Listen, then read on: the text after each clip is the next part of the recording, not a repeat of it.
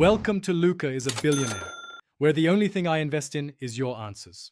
You start by signing in so you can access billing controls immediately. Open Real Cricket where you purchase the plan, Play Store, App Store, or the game website, and log in with the exact email tied to the subscription.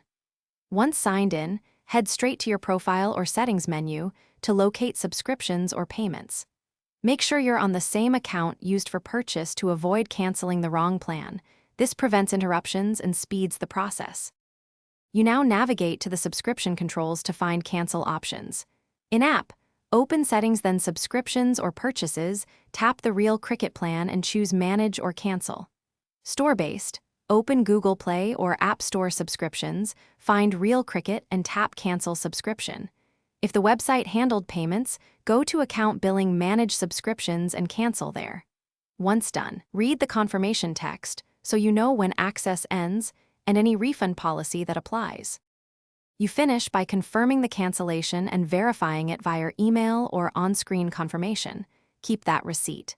Make sure the end date matches expectations so you don't lose days you paid for.